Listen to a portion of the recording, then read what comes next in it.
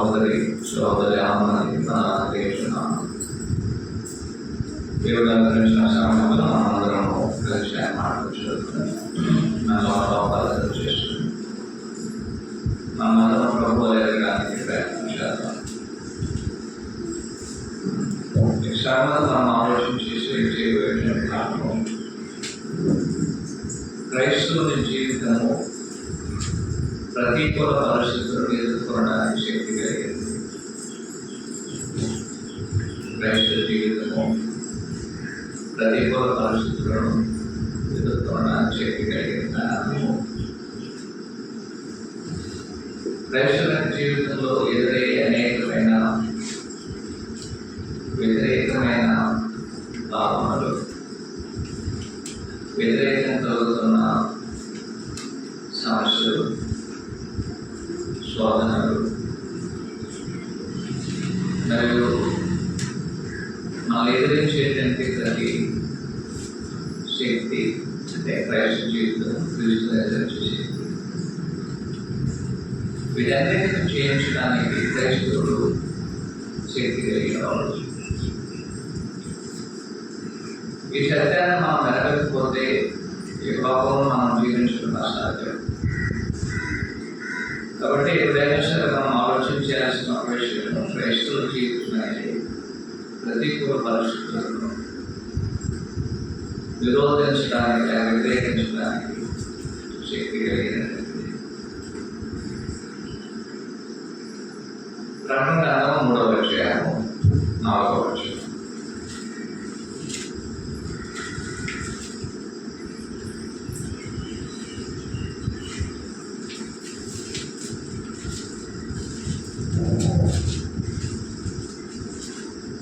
అయితే తమ వస్త్రములను అపవిత్రపరచుకోవడానికి కొందరు సార్దేశులు ఉన్నారు.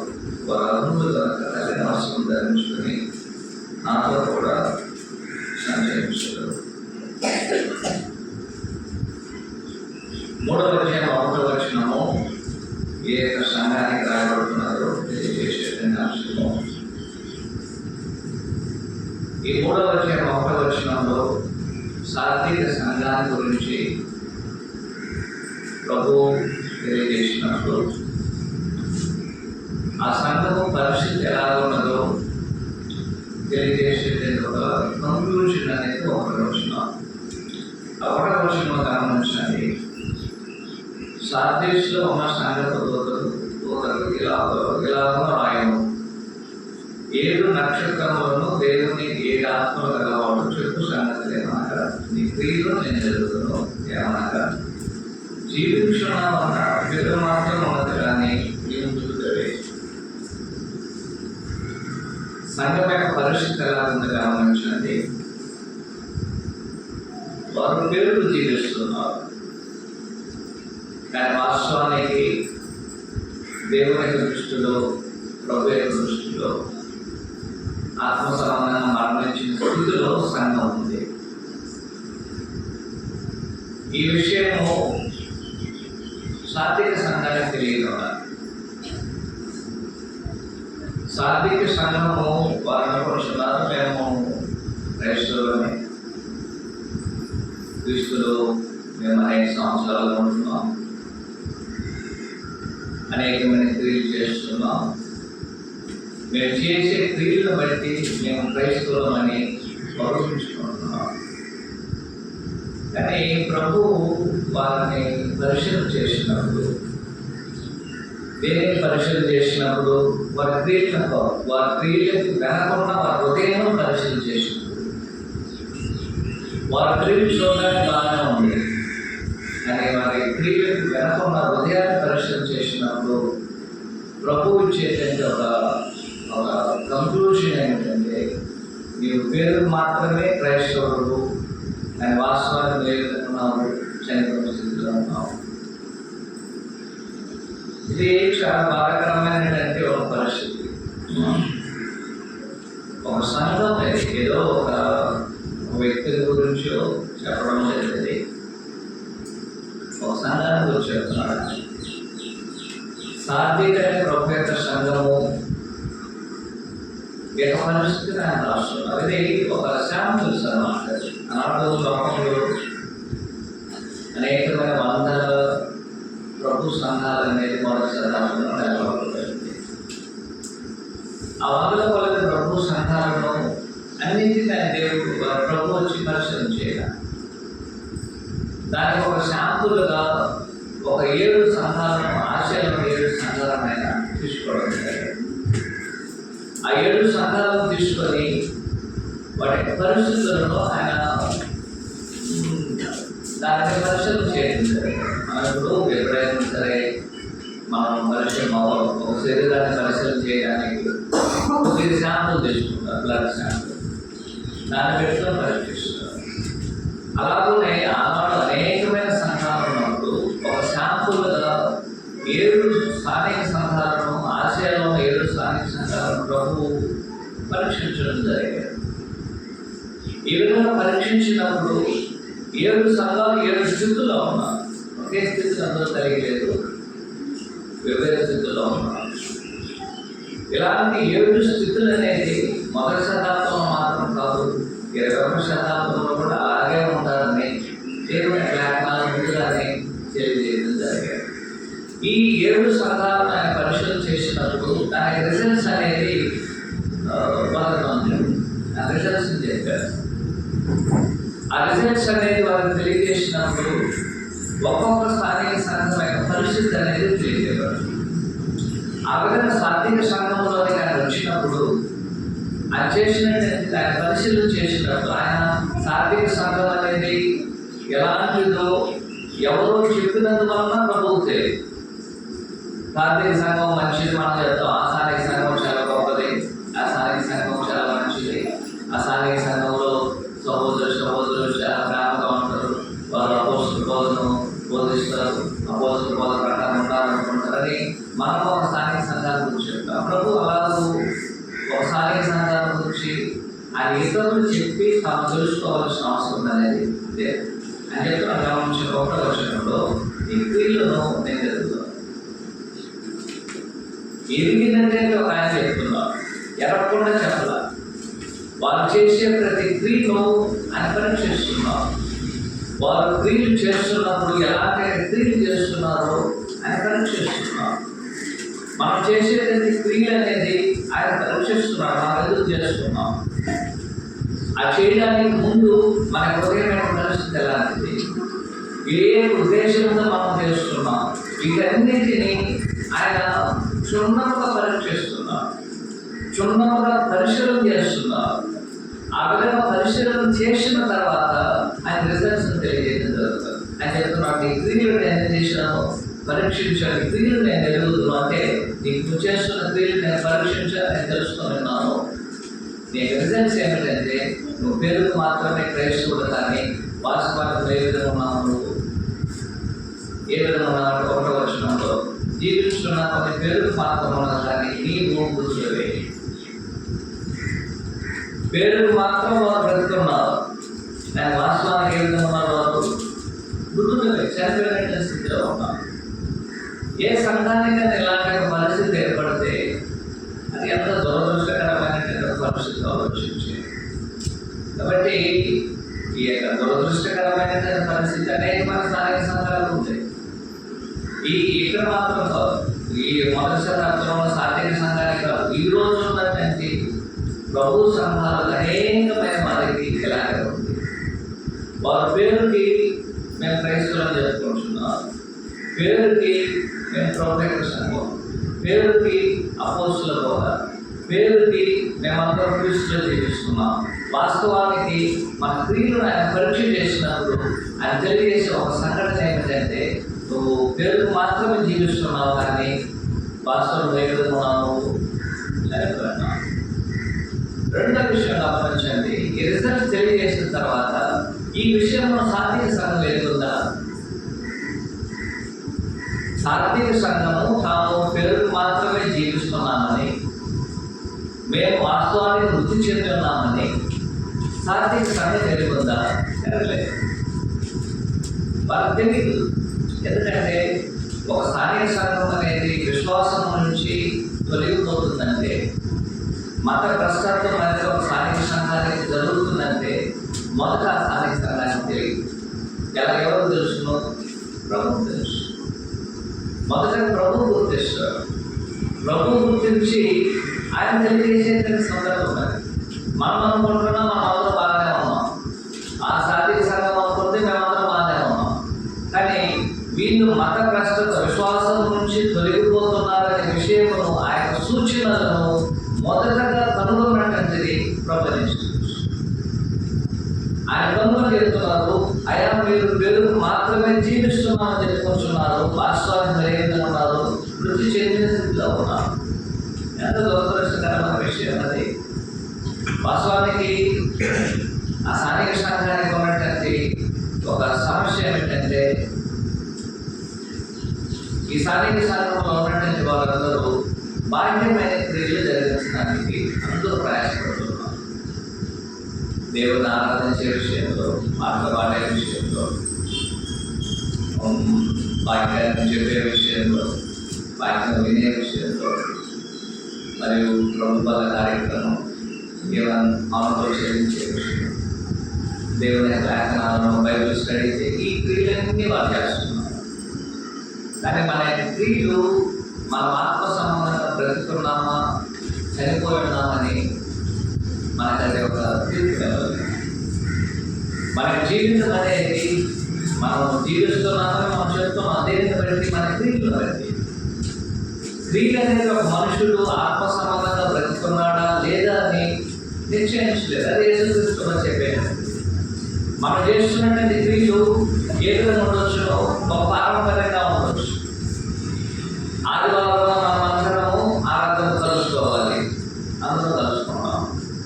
ఉద్దేశం ఏమిటో తెలియదు. ఎందుకు మనం కలుసుకుంటున్నాం, ఎందుకు పాట పాడుతున్నాం, ఎందుకు ప్రార్థన చేస్తున్నాం, ఎందుకు వాక్యాన్ని చదువుతున్నాం, ఎందుకు ప్రభుత్వాలను అనుసరిస్తున్నాం, ఎందుకు కానుకలు ఇస్తున్నాం. ఉద్దేశాలు దానికి చేయాలని కావాల్సినటువంటి ఆసక్తి అనేది మనకు లేనట్లయితే మనం జీవిస్తున్నామని చెప్తున్నాం. కానీ వాస్తవానికి మనమందరం ఆత్మ సంబంధంగా మరణించినటువంటి వారు. కాబట్టి మొదటగా ఎవరు కనుక్కుంటున్నారు కదండి, ప్రభు కనుక్కుంటున్నారు. ఒక స్థానిక సంఘం అనేది విశ్వాసం నుంచి తొలగిపోతున్నారనే మొదటి సూచన అనేది స్థానిక సంఘానికి ఎవరు తెలుస్తుంది? అది ప్రభువు తెలుస్తుంది.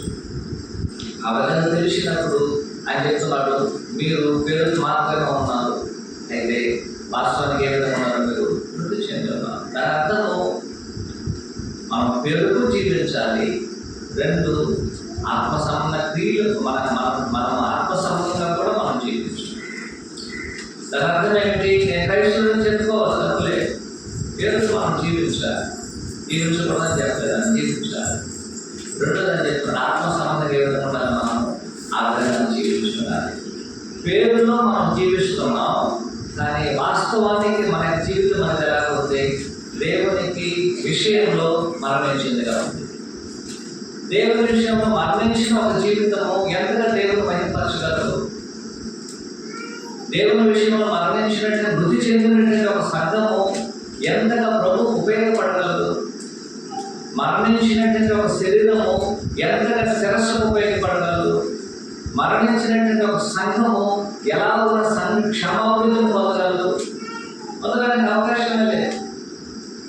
కాబట్టి మొదట ఏం జరుగుతుందంటే, సంఘం నుంచి మత భ్రష్టత్వం అనేది జరిగినప్పుడు మొదటి సూచన అయితే ప్రభు ఎదుర్కొంటారు. అటు తర్వాత ఏం జరుగుతుందంటే, సంఘంలో మత భ్రష్టత్వం అనేది జరుగుతున్న విషయము కొద్ది కొద్దిగా మనకు బయటపడుతుంది. ఎలా జరుగుతుందండి? సంఘ కార్యక్రమాలలో, దేవుని విషయంలో, ప్రభు విషయంలో, ఆయన ఉపదేశ విషయంలో, సంఘ కార్యక్రమాలలో కొద్ది కొద్దిగా దాని మీద ఉన్నటువంటి అవగాహన, ఆసక్తి, విశ్వాసం అనేది తగ్గిపోతూనే ఉంటుంది. ఆరాధన కదా ఎలా ఆలోచన, ఆరాధన కదా ఈ వారం లేకపోతే వచ్చే వారం వెళ్తాం, బైబిల్ స్టడీ మనం వెళ్ళాలనుకోవడం జరుగుతుంది. వీళ్ళకు మనము అనేక సార్లు వచ్చే కార్యక్రమాలు పాల్గొనాలి, మళ్ళీ చూసుకోవచ్చు. ఇది నిర్లక్ష్యంగా చేసేది లేదు. ఇది ఆసక్తి అనేది లోపించుకోవాలి. ఇలాంటి క్రియలు అనేది మొదటగా జరగదు, రెండవదిగా జరుగుతుంది. మొదట విశ్వాసం నుంచి తొలగిపోయే విషయం ప్రభు ఎదుర్కొంటారు. ఆ తర్వాత మన జీవితం మీద కనపడుతుంది. మన జీవితంలో కొద్దిగా ఏం చేస్తుంది, అది కనపడేటట్టుగా ఉంటుంది. ఆ విధంగా కనపడినప్పుడు ఏ విధంగా ఈ యొక్క సంఘ కార్యం దేవుని విషయంలో మనకున్న ఆసక్తి అనేది లోపించి కొద్దిగా తగ్గిపోతున్నప్పుడు ఏం జరగాలి? ఇప్పుడు ఇంకొక దగ్గర ఆసక్తి తెలుసుకున్నారు. వీళ్ళు ఏం చేస్తారంటే లోక విషయంలో ఎక్కువ ఆలోచన చేస్తారు, లోకాల గురించి ఆలోచన చేసేది. కాబట్టి వీళ్ళు దేవుని విషయంలో ఆసక్తి తగ్గిపోయి లోక విషయంలో ఆసక్తి కలుగుతుంది. దేవుని విషయంలో ప్రేమ తగ్గిపోయి అటు లోక విషయంలో ప్రేమ కలుగుతుంది. పరలోక సంబంధమైన వాటి గురించి చింతించడానికి బదులుగా లోక సంబంధమైన వాటిని చింతించడానికి బయలుదేరుతారు. అలా కూడా కొద్దిగా సంఘం నుంచి వారు వేరైపోయిన వారే పూర్తిగా ఏమైపోతున్నారు, భ్రష్టులైపోతారు. అలాంటి ఒక పరిస్థితి అనేది వస్తుందని ప్రభు ముందుగా గుర్తించి ఆయన తెలియజేస్తున్నారు. కాబట్టి మీరు నేనైనా సరే ఆనాడు స్థానిక సంఘమైన, ఈనాడు మన పూర్తిని స్థానిక సంఘమైన, మన ఏ స్థానిక సంఘమైన సరే సంఘంలో మత కష్టత్వం అనేది విశ్వాసం నుంచి తొలగిపోతున్న విషయం మొదట ప్రభు ఎదుర్కొంటారు. ఆ తర్వాత సంఘంలో వారు కొద్దిగా ఆసక్తి అనేది తగ్గిపోతుంది. మూడవదిగా వారికి ఆసక్తి అనేది ఎక్కువైపోతుంది. ఈ విధంగా సంఘం అనేది అయితే ఉన్నట్టు ఒక విధమందు విచ్ఛిన్నమైనది. ఆ విధంగా విచ్ఛిన్నం అవడమే మత భ్రష్టత్వానికి కారణమవుతుంది. ఇప్పుడు ప్రశ్న ఏమిటంటే, పేరుకు మాత్రమే సంఘముగా పేరుకు మాత్రమే జీవిస్తూ ఎలా ఉన్న ఒక సంఘము మృతి చెందినగా ఉండగలదు?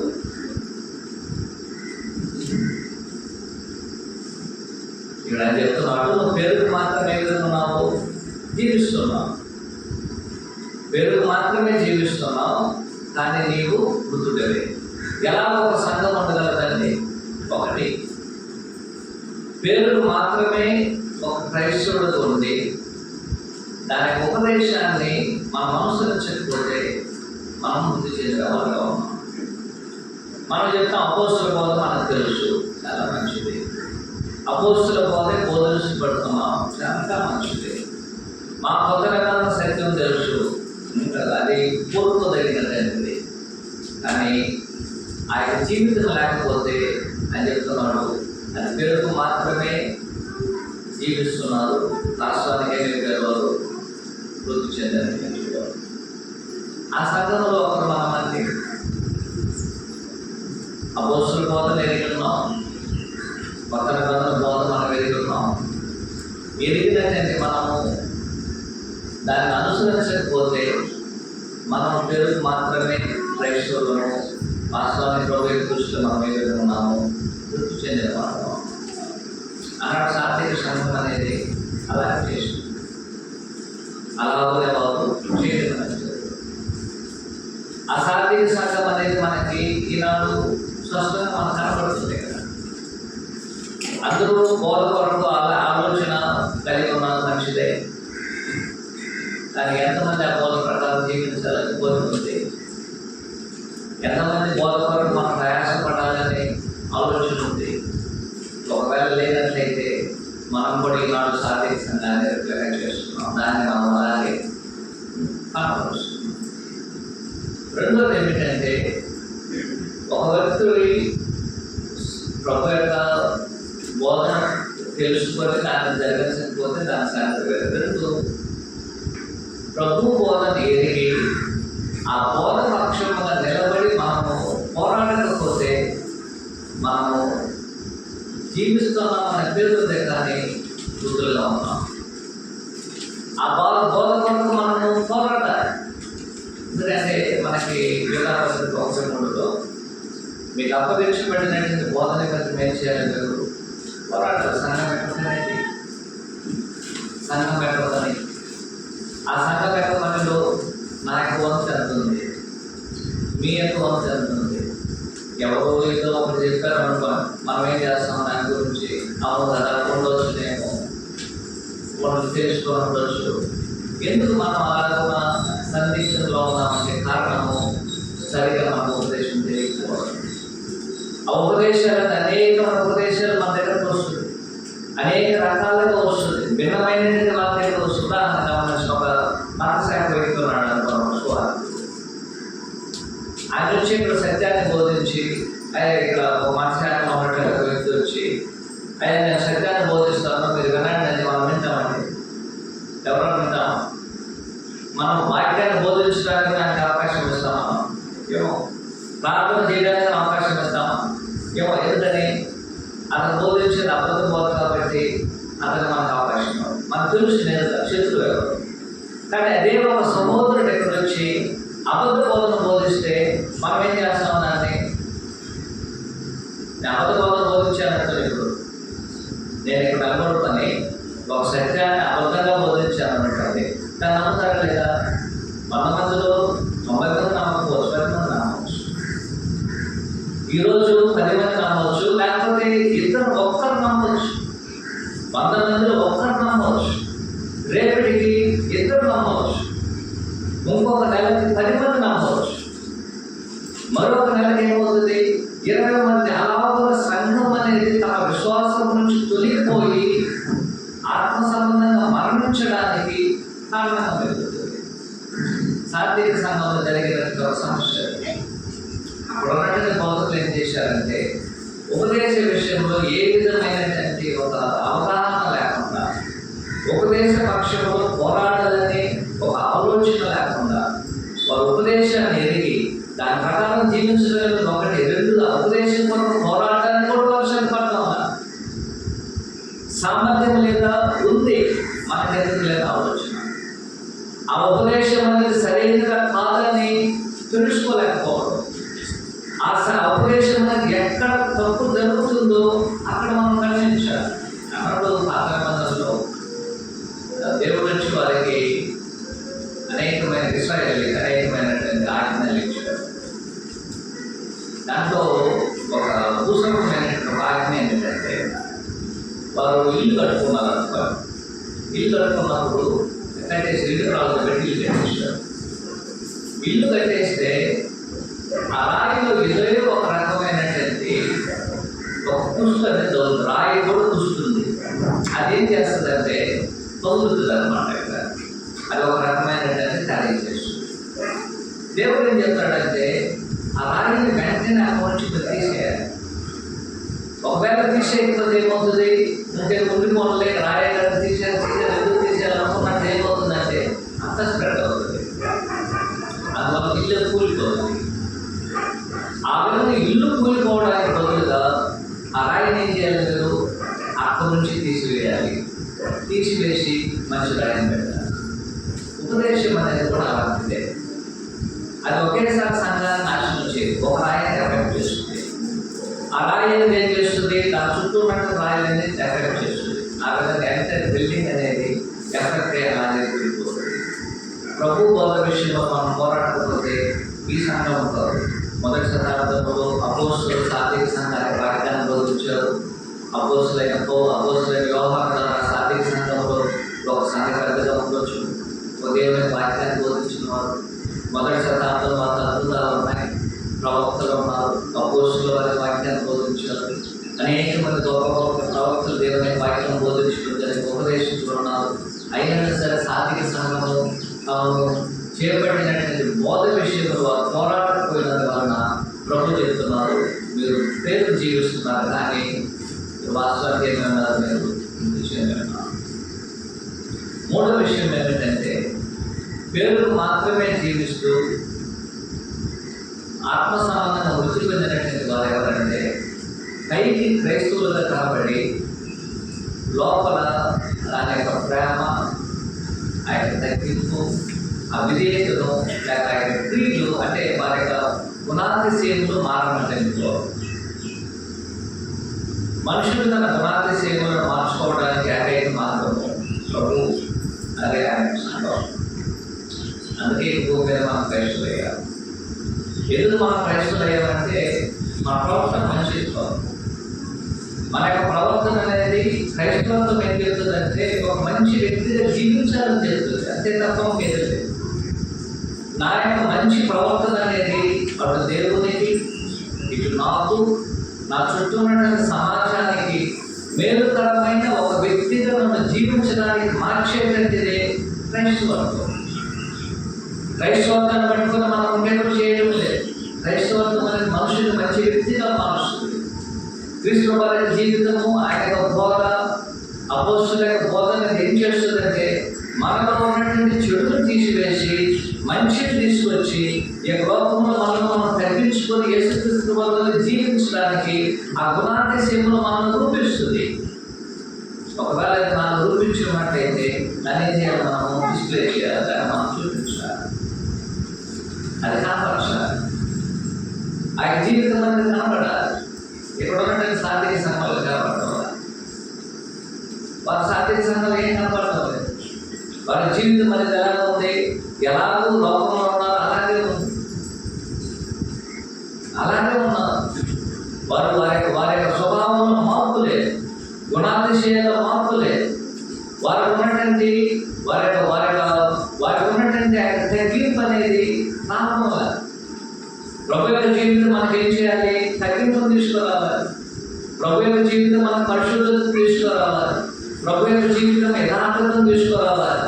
ప్రభు యొక్క జీవితం అనేది ఉన్నతమైన ఆశయములను మనలో అది మనకి క్రియేట్ చేయాలి.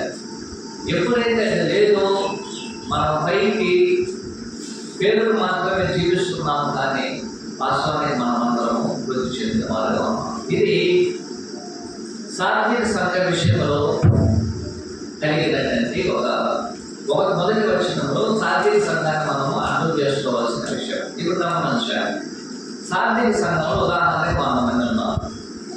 ఈ 100 మందిలో 90 మంది పేరుకు జీవిస్తున్నారు. పేరుకు ఏం చేస్తున్నారు, వాళ్ళు జీవిస్తున్నారు. వాస్తవానికి ఏ విధంగా ఉన్నారు, వాళ్ళు వృద్ధి చెందినటువంటి వారు. ఇప్పుడు ఆ సంఘంలో ఉన్నటువంటి 90 మంది చనిపోయిన స్థితిలో ఉండడం సరే, వారి యొక్క ప్రవర్తన జీవితము దేవుని వ్యతిరేకంగా ఉండడం సరే, 4వ వచనంలో గమనించండి. అయితే తమ వస్త్రములను అపవిత్రపరచుకొని కొందరు ఎక్కడున్నారు, సాత్విక సంఘంలో ఉన్నారు. దాని అర్థం ఏమిటి? దాని అర్థం ఏమిటంటే ఎంతమంది ప్రభు యొక్క మార్గం నుంచి తప్పిపోయినారో, ఎంతమంది ఉపదేశానుసారంగా జీవించకపోయినారో, ఎంతమంది తమ యొక్క జీవితాన్ని అపవిత్రపరచుకున్నా సరే, మనలను మనము అపవిత్రపరచుకోకుండా మనకు ప్రతికూలమైన పరిస్థితులను ఎదిరించే శక్తిని సాత్విక సంఘంలో కొంతమంది కలిగి ఉన్నారు. అదే మన యొక్క భాగం. ఆ కొంతమందిని గమనించి నాకు చెప్తున్నాడు, తమ యొక్క వస్త్రము ఏం చేయలేదు, వారు అపవిత్రపరచుకోవాలా. మిగిలినటువంటి వాళ్ళు ఏం చేశారు, అపవిత్రపరచుకున్నారు. అంటే అనేకులు అపవిత్రపరచుకున్నారు. కాబట్టి నేను కూడా అపవిత్రపరచుకోకూడదు అనేది నమూనా కాదు. నేను అపవిత్రపరచుకోకుండా నన్ను నేను జాగ్రత్త పరచుకోవడానికి ప్రతి క్రైస్తవుడు శక్తిమంతుడు. ప్రతి క్రైస్తవుడు శక్తిమంతుడు. అయ్యా 90 మంది అందరూ ఒకే కోణంలో వెళ్తున్నారు, అందరూ ఒకే దగ్గర వెళ్తున్నారు. నేను కూడా అలాగే వెళ్తాననేటువంటిది కాదు క్రైస్తవ జీవితం. చనిపోయినటువంటి ఎవరైనా నీళ్ళు మనం అందరం పెరిగినటువంటి వాళ్ళు నీళ్ళు అనేది ప్రవహిస్తూ ఉన్నప్పుడు పైనుంచి కిందకి ప్రవహిస్తుంది. పైనుంచి నీళ్ళు అనేది ఎప్పుడైనా సరే కిందకి ప్రవహిస్తున్నప్పుడు అనేకమైన చనిపోయిన చేపలు ఏమైనా అవుతుందంటే ఆ నీళ్ళ ద్వారా అట్లా కొడుకుని వచ్చేస్తూ ఉంటారు. అని బ్రతుకున్న చేప ఏం చేస్తుందంటే ఆ నీళ్ళని ఎదురుస్తుంది. అంటే నీళ్లు తనకు వ్యతిరేకంగా ఉండడం సరే, ఆ నీళ్లను ఎదిరించుకొని ముందుకు వెళ్ళేటువంటి శక్తి ఆ బ్రతికున్న చేప ఉంటుంది. ఇప్పుడు ఆయన చెప్తున్నాడు, బ్రతికున్నటువంటి చేపలు ఏం చేస్తారంటే అనేకులు తమ యొక్క వస్త్రములను అపవిత్రపరచుకోవడం సరే, తమ యొక్క వస్త్రములను అపవిత్రపరచుకోవడానికి శక్తిమంతులు. సంఘంలో 90 మంది ఒకే రకంగా ఉన్నారు, అయినా సరే మనకు వస్త్రం అని చెప్తున్నాడు. 4వ వచనంలో తమ వస్త్రములను అపవిత్రపరచుకుని కొందరు సాత్వికులుగా ఉన్నారు. కొంతమంది ఏం చేస్తున్నారంటే సాత్విక నియంత్రణలో. దాని అర్థం ఏమిటి? 3 విశేషమైన కారణం. ఒకటి, ఆనాడు అనేకమైనటువంటి పరిస్థితులు అనేది వారికి భిన్నంగా వచ్చింది. అనేకమైన పరిస్థితులు అనేది సంఘానికి అంతటికి వచ్చింది. వీళ్ళు 10 మంది మాత్రం. సంఘం అంతటికి అలాంటి పరిస్థితులు అనేది వచ్చినప్పుడు అనేకులు తమ యొక్క వస్త్రాన్ని అపవిత్రపరుచుకున్నారు.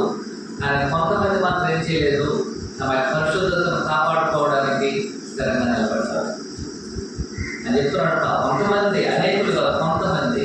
1-2 వర్షం గమనించండి. ప్రకటన 3:2 నీ క్రియలు నా దేవునితో సంపూర్ణమైన కనపడలేదు అంటే జాగ్రత్త గమనించండి. చావకి ఉన్న మిగిలిన వారిని బలపరచు.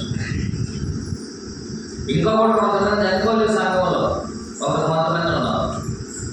ఆ విధంగా చనిపోకున్నటువంటి వారు ఏ విధంగా చనిపోకుండా ఉన్నారు?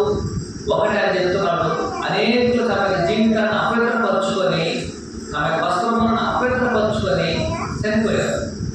కానీ కొంతమంది తమ యొక్క వస్త్రములను అపవిత్రపరుచుకోకుండా ఇంకా జీవిస్తున్నారు. ఇంకా వారు జీవిస్తున్నారు. ఇంకా వారు తమ యొక్క వస్త్రాన్ని అపవిత్రపరచుకోవాలా? వారు జీవిస్తున్నారు కాబట్టి అని చెప్తున్నాడు. అనేకులు అపవిత్రపరచుకున్నా సరే తాము తమ యొక్క వస్త్రములను అపవిత్రపరచుకోరని కొంతమంది ఉన్నారు, వారిని బలపరచు. రెండోది ఏమిటంటే ఆయన చెప్తున్నట్టు, ఇలాంటి ఒక పరిస్థితి అనేది సంఘానికి వచ్చినప్పుడు అనేకులు యేసుక్రీస్తు వారు తమకు అనుగ్రహించిన పరిశుద్ధత విషయంలో నిర్లక్ష్యంగా ఉన్నారు. కానీ ఈ కొంతమంది తమ యొక్క పరిశుద్ధతను, ప్రభువు తమకు అనుగ్రహించిన పరిశుద్ధతను కాపాడుకోవడానికి ఆసక్తి కలిగి ఉన్నారు. ప్రస్తుతానికి పరిశుద్ధత అనేది మనంతగా మనం పొందేది కాదు. ఏ మనుషుడు పరిశుద్ధతగా తను తాను తీర్చుకోలేడు.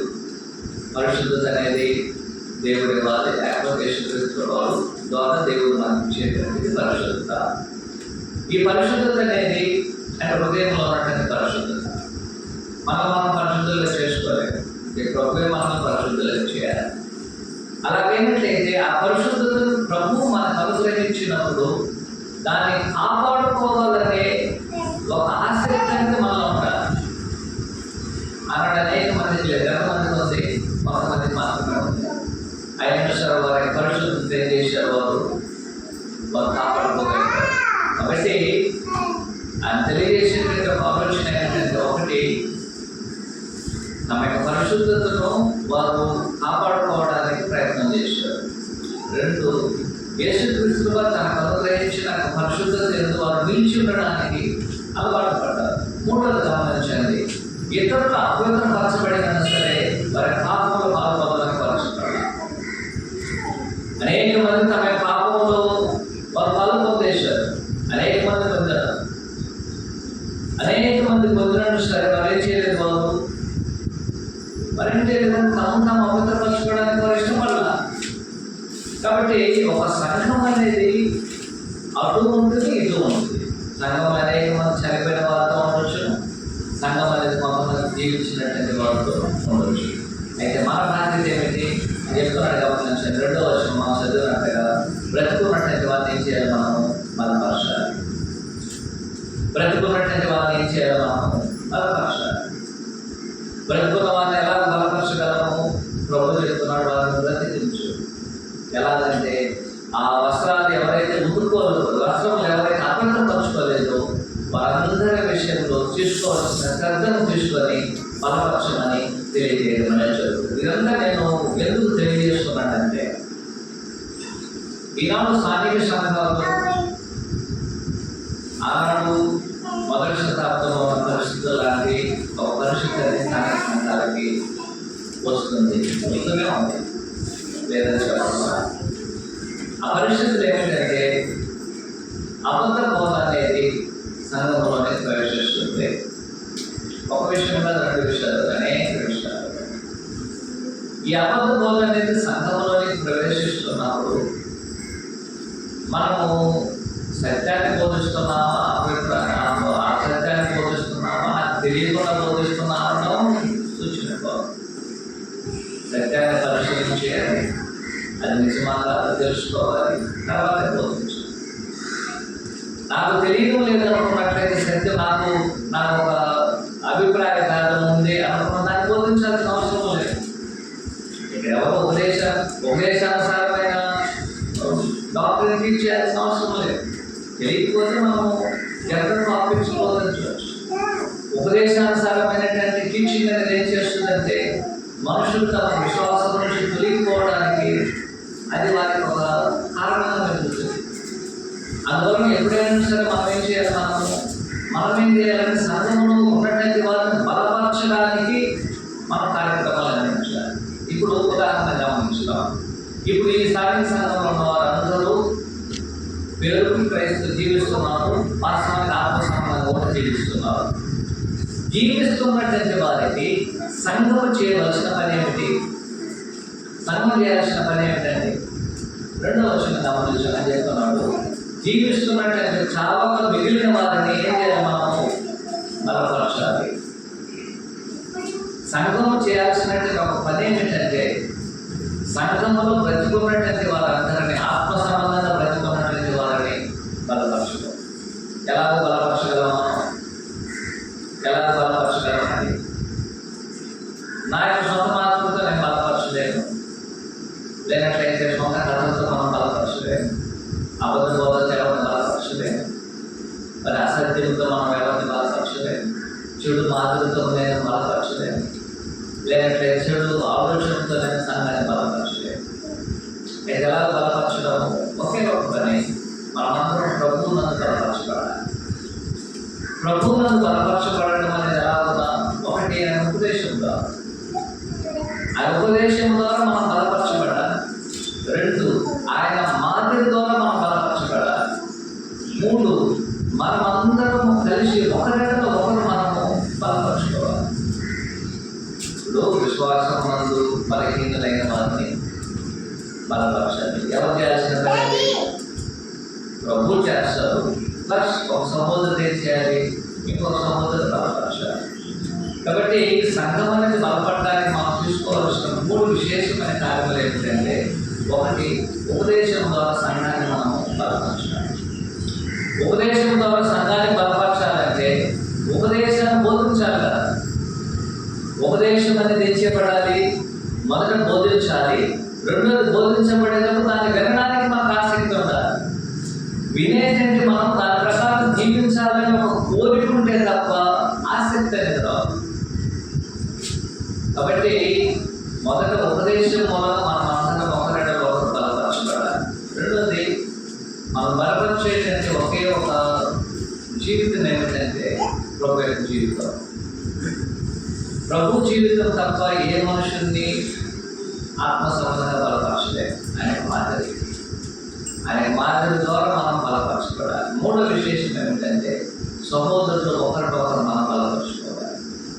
మీరు నన్ను బలపరచాలి, నేను మిమ్మల్ని బలపరచాలి. ఏ విధానంలో? 1, నా యొక్క మాటల ద్వారా, 2, నా ప్రవర్తన ద్వారా, 3, నా యొక్క మాదిరి ద్వారా, 4, ఉపదేశం ద్వారా. ఈ విధంగా నేను బలపరచాలి. నా సహోదరుడు నేను దీనికంటే ఎక్కువగా నేను బలపరచలేదు. నేను మాట్లాడే మాటలు, మీరు మాట్లాడే మాటలు నన్ను బలపరచాలి. మీ ప్రవర్తన నన్ను బలపరచాలి.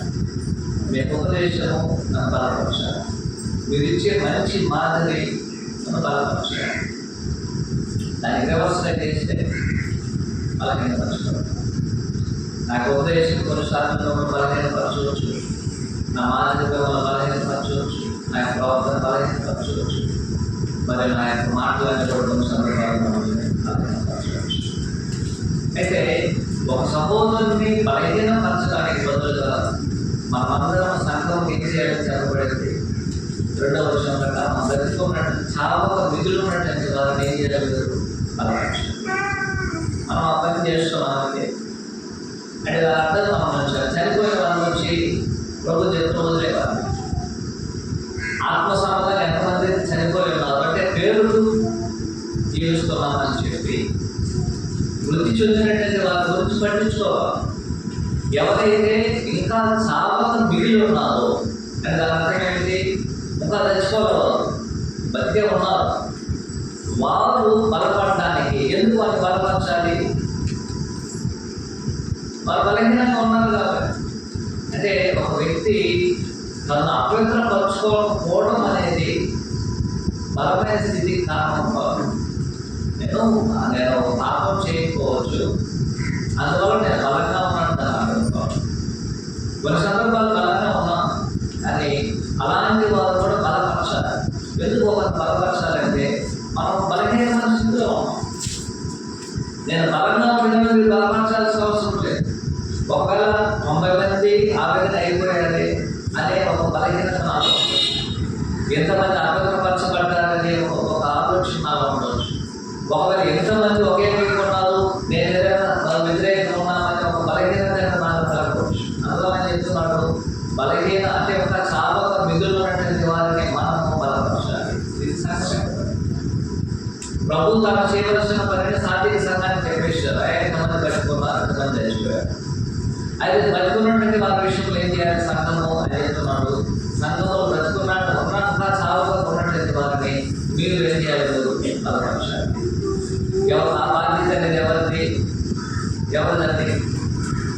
ఆ బాధ్యత అనేది ఎవరు అనుగ్రహించబడింది? సంఘానికి అనుగ్రహించబడింది. సంఘంలో సంఘంలో మిగిలిన బ్రతుకున్నటువంటి వారిని బలపరచాల్సినటువంటి ఆవశ్యకత అనేది మనందరి బాధ్యత.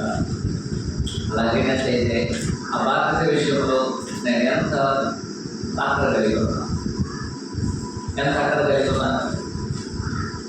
ఒకవేళ అలాంటి అక్కడ నాకు లేనట్లయితే మనం కూడా మన ప్రశ్నలతో ఉన్నాం లేదు. విశ్వాసం నుంచి పడిపోవడానికి మన దూరంగా దగ్గరగా ఉన్నాం. మనం కూడా పడిపోవడం దానికి ఆడు విదేశీ సంఘము గురించి సంఘము భవిష్యత్ రోమా సంఘం అమెరికా సాంక్షన్ వాటి పేరు లేదు. వాటి పేరు కూడా ఎక్కడ లేదు, కనపడడం లేదు. ఎందుకంటే అవన్నీ కూడా అయిపోయాయి. 2000 సంవత్సరాలు సాధించాలి లేకపోవడానికి కారణం ఏంటి? కొద్దిగా బలహీన పరచబడుతుంది, పేరు కూడా లేకుండా నాశనం. అంటే మన సాధించాలి, మనం కూడుకునే సాధించాను అలాగూ కాకుండా ప్రభు కోరుకున్న రీతిలో ఉండాలంటే సంఘం చేయవలసిన పనిని సంఘం చేయాలి. దాని ఒకే ఒక మార్గము మనల్ని మనం బలపరుచుకోవాలి. కొంత మాటలు కాదు, దేవుని లేఖనాలు కాదు, చెడు ప్రవర్తన కాదు, మంచి ప్రవర్తన కాదు, చెడు మాటల వలన కాదు, మంచి మాటల వలన, చెడు మాటల వలన కాదు, తప్పు మాటల వలన మనము ఒకరు నా యొక్క బలహీనతను తెలియకున్నారు, మీ బలహీనతనే వెలుగుంటే తెలుసుకున్నారు. అలాగే మనం ఒకరికొకరు మనం బలపరుచుకుంటే తప్ప మనము సాధనాన్ని తెలుసుకోవాలి. ఆ శక్తి అనేది ఎప్పుడు కలుగుతున్నది అంశాన్ని చెప్తున్నారు. మీలో కొందరు తమ వస్త్రం ఆపేదపరుచుకోకుండా అందరూ కొందరు ఆ కొందరు బలంగా నిలబడాలి అంటే ఆ యొక్క శక్తి అనేది క్రైస్తవ జీవితం అనేది మనకు అనుగ్రహిస్తుంది. మనం బలంగా నిలబడితే మనం బ్రతుకోగలము. బలహీనంగా ఉన్నట్లయితే మనం కూడా ఏమైపోతాము? అందరూ విశ్వాసం వదిలిపెట్టుకుని లోపం తెలుసుకోవడానికి అవకాశం